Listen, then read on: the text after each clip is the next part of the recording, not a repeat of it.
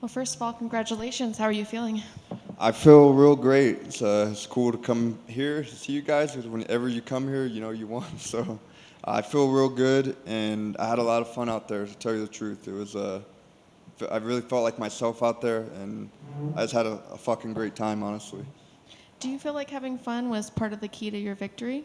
Yeah, I think it was a big thing. And when I say fun, because I think some people, when they say they're it's just go out there have fun, it's like almost like they don't care to win or lose. But no, like I wanted to win. Like it was 100% on my mindset. Like I'm gonna win. I'm gonna win. I knew I was gonna win. But the main thing for me to get that victory was to have fun and be myself. You know what I mean? And when I say like have fun, be myself, it's like I do this every day. I kept like telling people. I told myself this. I do this every day in the gym. Like I fight every day in the gym, like hard spars all the time in the gym in Mexico, in California. I do it every day. The only difference is I'm doing it at a different arena with people watching, the media watching, the UFC company watching. That's the only difference. So outside of that, it's on you to show up and being you. And I feel like I really did that tonight.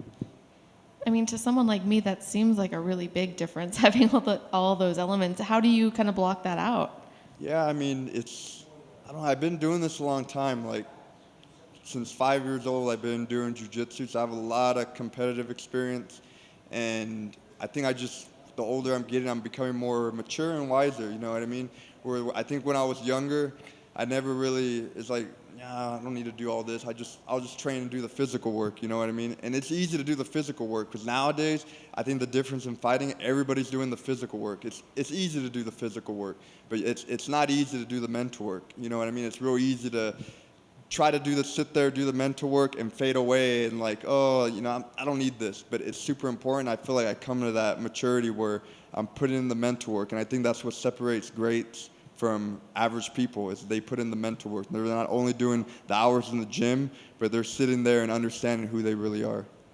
And you mentioned the mental work. I have to imagine that there was mental work that had to happen after your last loss. Can you talk to me about that a little bit? Yeah, I've always felt like I was like I've been a confident person, you know what I mean? But I never really sat down and did the mental work because I always felt like I had that confidence. I was never a shy kid or anything like that. But after that fight, I had to really sit down and like understand myself. You know what I mean? And you know, the key I took away from the last fight is you gotta stay focused in your work. You know what I mean? You gotta stay true to yourself. At the end of the day, you're a professional, and anything that's not there to help you in life, whether it be outside in the gym, if it's not there to make you better, you don't need that fucking shit in your life. You know what I mean? And I felt like it's something I really had to do. Things that weren't helping me. You know what I mean? Not just people, anything. It's not helping me improving what I want to do. I don't need it. And I really just really sat down and really had to find my way. You know what I mean? I'm very big into the way, and I had to find my way. And I think it helped me a lot to put my mental and physical work together and get the win here tonight. And speaking of this win, how would you rate this performance overall? I got to sit back and watch the fight. You know what I mean? So when I do that, I'll be able to do that. But I mean, it was fun in there. I enjoyed every second of it. You know what I mean? I think there are some things I definitely could do better. Um, but Liudvik's a tough guy. I knew that coming in. Very durable. He's never been finished in his career. I wanted to get the finish on him, but I knew I couldn't put too much emphasis on getting the finish. It was just more being efficient with my game, and I felt that's what I needed to do to get the win. Because I didn't want to go out there and try to finish this guy. He's still there, and then I gas out. You know what I mean? This is a fight. You know what I mean? You finish him, cool. You don't, it doesn't matter. And I enjoyed it in there. You know what I mean? Fighting is what I love to do. And when the fight's over, it's more like, fuck, that sucks. I got to wait to do that again. But I really had fun in there. And having gone 3 rounds with him, was there anything about him that surprised you? No, he's just a tough guy. You know what I mean? I knew that coming in. Me and him seen each other a lot at the PI during this lead up to this fight. So I think there was a lot of respect between the two of us. But I knew when I was locked in there with him, it's like I had respect for him, but he's not my friend. You know what I mean? I'm out there to hurt him. He's out there to hurt me. I think we both understood that. And I think that's why he was frustrated after the win. And, nobody likes losing. We come here to win. We put in a lot of work. We're at the highest level of our sport, the UFC, you know what I mean? And there's a lot of emotions that go into it. But tonight, it was my night. I knew it was my night leading up to this fight, all the preparation. And I wish him nothing but the best. And I hope he could get another crack in the UFC and get a win and really showcase who he is. Do you prefer not seeing your opponent before a fight like that, or does it really matter? It doesn't matter. It's really how you view it. You know what I mean? That's the first time I've seen an opponent before a fight. You know what I mean? And that's the thing about the PI too. It's a cool place. They help you, resources, but you got to see all these fighters there. You know what I mean? That's the downfall. There's a lot of fucking little snakes in the PI, man. They're always watching, acting like they're your friend. Those guys ain't your fucking friend. You know what I mean? And I understand like what time it is. The only people that are my friends are my corner over there, leading up to this fight. Teacher Raul, my brother Alan, my dad Johnny Munoz. Those are my friends. Those are the people I could trust, and always my training partners back in TJ, California, and Vegas too. Those are the people that are my friends. So, but yeah. And what's next for you? Do you have a date in mind that you'd like to fight again, or a name? I'm gonna take the Dana White approach. I don't make fights on the day of the fight, but I'm gonna go talk to my team, my corner, my manager, and see what's next. But yeah, I want to get in there. It would be cool early next year, honestly. Fight camps are hard. This fight camp was very hard, and people that don't know, I travel a lot to train between Mexico, California, Vegas. So it's very hard, mentally, physically. But I know what I signed up for, and I could do it. That's why I'm the man. Everybody wants to say they're the man, but to be the man, you got to be able to handle the pressure and carry a lot of weight on your shoulders. And I'm strong enough to be the man. Hey, Johnny, was that the last fight on your contract? Yes. How, I guess, did that play anything coming into that fight? Like, was there pressure on your shoulders? No. I had pressure, but I was trying not to think about that. You know what I mean? I feel a lot of guys, they think, I got to go out there and win. You know what I mean? At the end of the day, I like fighting here. And the most important thing is me out of everything. You know what I mean?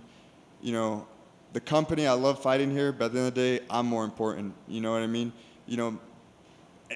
Anybody, I'm a very selfish person, and you have to be if you want to be great. And I felt the big thing for me is like, fuck all that, you know what I mean? I don't care about that noise. I got to show up and be me, because I know if I can show up and be myself, all the other things are just going to add up right there. But if I only focus like, this is my last fight on my contract, I got to win, and I'm not focused about the other things, then it doesn't flow smooth like that. But if I just go there, put the mental, the physical work, and show up being Johnny Munoz, everything else is going to fall into place. With that being said, would you like to stay with the UFC?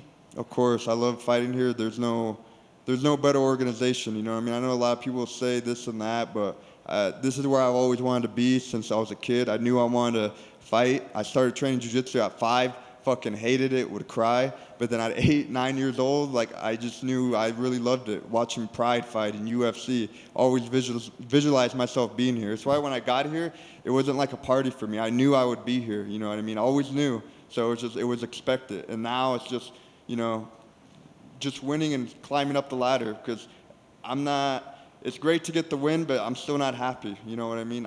For me to be happy, I want to accomplish my goal, my dream, and that's being the best in the world. Congrats. Thank you. Hey Johnny, you mentioned snakes at the UFC training facility. Could you? What do you mean by that?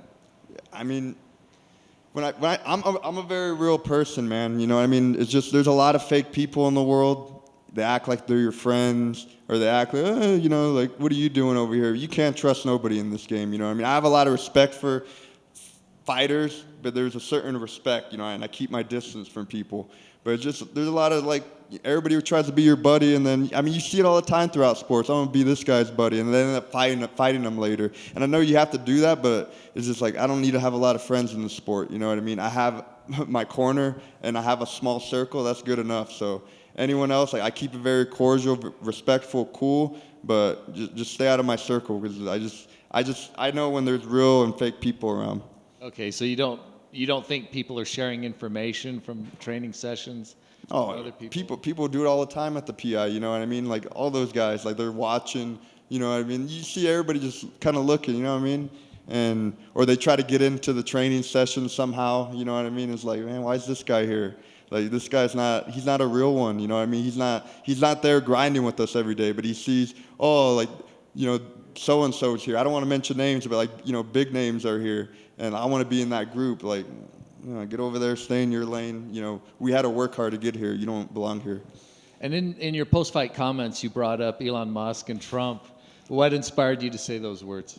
No, you know, I was playing Call of Duty on the day, I think before I came to Fight Week, and, you know, Call of Duty gets very, if you're on the mic, you know, you talk a lot of shit on there, you know what I mean? It was just something I said after I won a game with a buddy of mine, and I was like, I'm going to say that shit after the post-fight, and, you know, and I'm not big into politics. I think you need to be right in the middle, but I just feel like what's going on right now in the United States, a lot of people need to wake up and realize what's really going on and who's in charge, who's controlling here. And even though you may say what you want about Elon and Donald Trump, you know what I mean? I don't go to bed with those guys. I don't praise those guys, but I think it's better to be on their side than what's going on right now in this country. Do you feel that there is a problem with the flow of information and who's able to speak freely? I mean, bro, how are you going to take Trump off Twitter for saying a mean tweet? You know what I mean? When those mean tweets were going out, people were being checked. Leaders around the world were fucking shitting their pants. You take him off, now everyone's getting ballsy all over the world. And the thing is, you're going to take the president of the United States off Twitter when you have the Taliban on Twitter. It makes no sense to me. You know what I mean? The Taliban are like bombing people, you know, killing people. You know what I mean? I really don't understand that. You know what I mean? I lost a student of mine, Kareem Nakui, in those Afghanistan attacks. That was bullshit. You know what I mean? That shit should have never happened. And the way it went about, you know what I mean? That kid would always message me before my fights. You know what I mean? Like I was like his big role model, and it was very like when that happened, it was very disgusting in my heart, and this is why I feel the way I feel. And I've always felt that way, but when that happened, it really struck close to home. So one of your students died in the Afghanistan pullout? Yes, he died, and he's from Norco, California. And because I teach jiu-jitsu, so I'd known the kid since he was 12, 13, and he was a funny kid, you know what I mean? He always wanted to fight. He wanted to be here one day, UFC.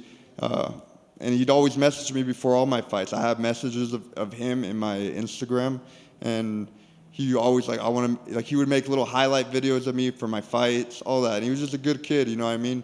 He was a little turd, a little shithead, but he meant well. And I know he's looking down, laughing at that, you know what I mean? I always talk shit to the kid, but it was always love. And it's just sad the way that went down. So. Yeah, sorry to hear about that. That's tragic. Elon Musk, how would you rate him in his first days as the CEO of Twitter? I mean, we'll see what he does with the platform. You know, I think he got rid of a lot of people, which was cool.